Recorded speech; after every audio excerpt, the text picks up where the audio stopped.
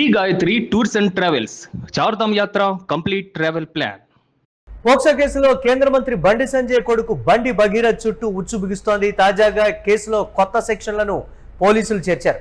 POCSO చట్టం section 5 red with 6ను పోలీసులు చేర్చినట్టుగా తెలుస్తోంది. తొలుత బాలిక తల్లి ఫిర్యాదుతో పేట్ బషీరాబాద్ పోలీసులు section 11 red with 12 of POCSO చట్టం BNS 74-75 సెక్షన్ల కింద కేసు నమోదు చేసినట్లుగా తెలుస్తోంది.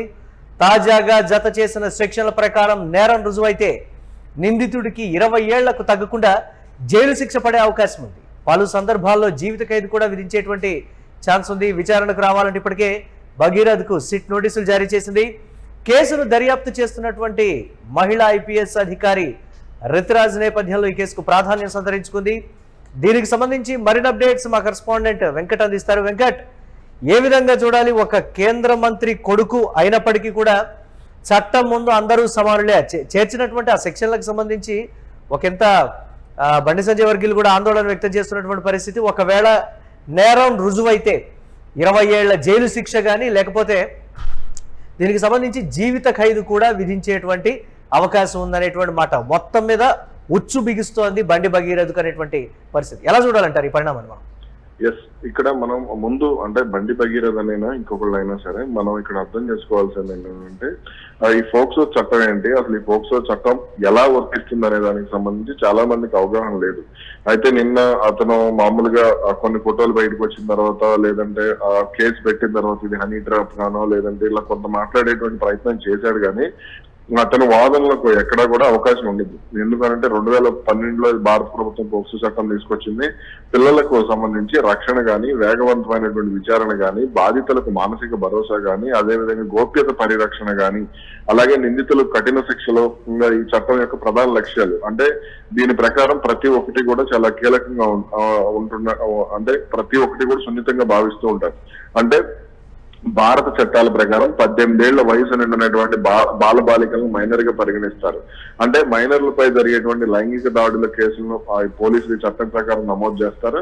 అయితే పోక్సో చట్టం ప్రకారం మైనర్ సమ్మతితో లైంగిక సంబంధం కలిగి ఉన్నప్పటికీ కూడా అది అత్యాచారం కిందకే వస్తుంది అనేది భారత చట్టం చెప్తోంది. ఎందుకు అనంటే వాళ్లకు శారీరకంగా గాని, మానసిక గాని, సామాజిక భద్రతను గాని అర్థం చేసుకునేటువంటి స్థితిలో మైనర్లు ఉండరు అనేది చట్టం భావన. అంటే ఇక్కడ బండి భగీరథ్ బయటకు వచ్చినటువంటి ఫోటోలు కానీ ఏవైతే ఇవన్నీ ఉన్నాయో వీటన్నిటికీ సంబంధించి మనం చూసుకుంటే అతను ఒకవేళ ఆ పాప లేదంటే ఆ కేసు పెట్టినటువంటి వాళ్ళు ఎవరైతే ఉన్నారో వాళ్ళు ఒకవేళ వాళ్ళ సమ్మతితోనే జరిగింది లేదంటే ఇది ఒక హనీ ట్రాప్ అని చెప్పేసి అతను ఎన్ని విధాలుగా చెప్పేటువంటి ప్రయత్నం చేసినప్పటికీ కూడా అది ఆ 18 ఏళ్ల లోపు ఉన్నటువంటి బాలిక కాబట్టి ఖచ్చితంగా ఆ విషయంలో వాళ్లకు అనుకూలంగానే పోక్సో చట్టం ఉండేటువంటి అవకాశం ఉంటుంది. అయితే ఈ నేరానికి సంబంధించి ఇక్కడ మనం ప్రధానంగా అర్థం చేసుకోవాల్సింది అంటే తీవ్రతను బట్టి 20 ఏళ్ల పాటు జైలు శిక్ష లేదంటే జీవిత ఖైదు లేదంటే అత్యంత తీవ్రమైనటువంటి సందర్భాల్లో మరణదండన వరకు కూడా శిక్ష పడేటువంటి అవకాశం ఉంది.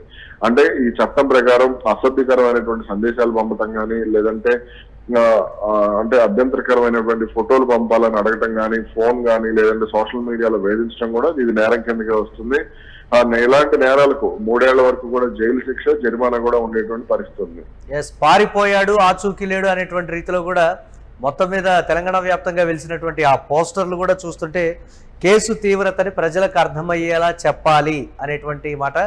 ఈ కేసులో కానీ ఒకవేళ కీలక నిర్ణయం తీసుకున్న, కీలక తీర్పు వచ్చినప్పటికీ కూడా ఈ కేంద్ర మంత్రి స్థాయి వ్యక్తి కుమారుడైనా సాధారణ వ్యక్తి అయినా సరే ఈ కేసులో ఒకటే అని నిరూపించేటువంటి ఛాన్సెస్ అయితే ఉన్నాయనేటువంటి మాట. అసలు ఈ కోణాన్ని ఏ విధంగా చూడాలంటారు? ఒక అంటే పోస్టర్లు వెలిసినటువంటి విధానానికి సంబంధించి కూడా ఖచ్చితంగా ఉండొచ్చు. ఎందుకనంటే దీనికి సంబంధించి ఇప్పుడు ఇప్పుడు కేంద్ర మంత్రి కొడుకు అయినప్పటికీ కూడా ఇంత హడావుడి జరిగినప్పుడు అతన్ని కనుక రక్షిస్తే ఇప్పుడు కేంద్ర ప్రభుత్వానికి కూడా ఎఫెక్ట్ పడేటువంటి అవకాశం ఉంటుంది. అదేవిధంగా ఇటు రాష్ట్ర ప్రభుత్వం ట్రై చేస్తే రేవంత్ రెడ్డి మీద కూడా ఎఫెక్ట్ పడేటువంటి అవకాశం ఉంటుంది. అలాగే అది బండి సంజయ్ రాజకీయ జీవితం మీద కూడా ప్రభావం పడుతుంది.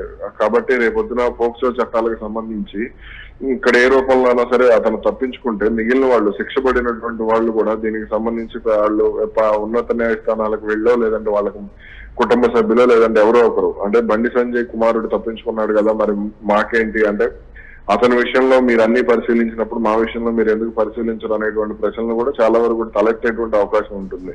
కాబట్టి దీనికి సంబంధించి శిక్ష అయితే పడటం ఖాయంగానే కనపడుతోంది. భవిష్యత్తులో కూడా అంటే ఇటువంటి ఇప్పుడు అంటే ఈ డబ్బులున్న వాళ్ళ పిల్లలు కానీ, లేదంటే ఈ రాజకీయ నాయకుల పిల్లలు కానీ, ఈ సెలబ్రిటీల పిల్లలు కానీ, వీళ్ళు ఎవరైతే ఉంటారో వీళ్ళు ఒళ్ళు దగ్గర పెట్టుకుని ఉండాలి అనడానికి బండి భగీరథ వ్యవహారం అనేది స్పష్టమైనటువంటి ఉదాహరణ. Right, thanks for updates Venkat. ఇక పోక్సో కేసులో కేంద్ర మంత్రి బండి సంజయ్ కొడుకు బండి భగీరథ్ చుట్టూ ఉచ్చు బిగుస్తోంది. తాజాగా కేసులో కొత్త సెక్షన్లను పోలీసులు చేర్చారు. ఒకసారి ఆ సెక్షన్లను చూద్దాం. పోక్సో చట్టం సెక్షన్ 5(1) రెడ్ విత్ 6ను చేర్చారు పోలీసులు. తొలుత బాలిక తల్లి కంప్లైంట్తో పేట్ బషీరాబాద్ పోలీసులు section 11 red with 12 of POCSO చట్టం బిఎన్ఎస్ 74, 75 సెక్షన్ల కింద కేసు అయితే నమోదు చేశారు. తాజాగా జత చేసినటువంటి సెక్షన్ల ప్రకారం నేరం రుజువైతే నిందితుడికి 20 ఏళ్లకు తగ్గకుండా జైలు శిక్ష పడేటువంటి అవకాశం ఉంది. ఇక్కడే బండి సంజయ్ వర్గం ఒకంత ఆందోళన వ్యక్తం చేస్తుంది. ఒకవేళ ఈ కేసులో సంచలన తీర్పు కానీ, సంచలన నిర్ణయం కానీ చట్టం తీసుకుంటే మాత్రం ఇది ఒక ఉదాహరణగా మిగిలిపోయేటువంటి అవకాశం ఉంది. ఏ స్థాయి వ్యక్తులైనా సరే ఈ కేసులో ఇన్వాల్వ్ అయితే చట్టం తన పని తాను చేసుకుపోతుందని చెప్తూ ఉన్నారు. ఇక పలు సందర్భాల్లో జీవిత ఖైదు కూడా విధించేటువంటి అవకాశం ఉందనేటువంటిది మరొక మాట. బండి సంజయ్ నా కొడుకు ఏ తప్పు చేయలేదని చెప్తున్నప్పటికీ కూడా చట్టం ముందు ఒకవేళ నేరం రుజువైతే శిక్ష తప్పదని అయితే క్లియర్గా తెలుస్తోంది.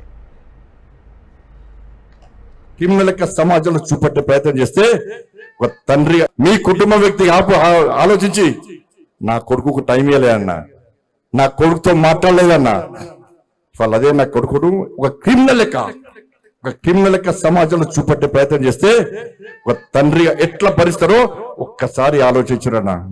నా కొడుకు నేనేం తప్పు చేయలేనా, మేము ఫ్రెండ్స్ ఉన్నానా, మేము తప్పు చేయలే, కలిసి ఉన్నాం, ఇలా విడిపోయినాం, నేను ఏ తప్పు చేయలే, నిజాయితీగా బయటికి వస్తా చెప్పి ఇలా నా కొడుకు చెప్పాక నేను సమర్థిస్తలేనన్నా. తప్పు ఎవరు చేస్తా కూడా నా కొడుకైనా సరే ఎవడైనా సరే చట్టం ముందు సమానులే. నా కొడుకు తప్పు చేస్తే తప్పకుండా నా కొడుకు శిక్ష 100% పడాల్సిందే. ఇలా నా కొడుకు ఒక రకమైన చట్టం, ఇంకో వ్యక్తికి ఇంకో రకమైన చట్టం ఉండాలని కోరుకునే వ్యక్తి బండి సంజయ్ గారు. సమాజంలో చట్టం ఎవరికి చుట్టం కాదు, సమాజంలో చట్టం అందరికీ సమానమైన విషయాన్ని ఇవాళ నేను స్పష్టం చేస్తున్నానా. ఈ రోజు ఎవరైతే కుట్రలు చేస్తుండో, ఎవరైతే కుతంత్రాలు చేస్తుండో, ఎవరైతే నా కుటుంబాన్ని బజార్లో వరచుండో, ఎవరైతే నా కార్యకర్తల లోపల ఆవేదన రగిలించిందో, నా పార్టీని ఇబ్బంది పెట్టిండో, నా కార్యకర్తలను ఇబ్బంది పెట్టిండో, ఏ ఒక్క వ్యక్తిని కూడా విడిచిపెట్టే ప్రసక్తి లేదన్నా.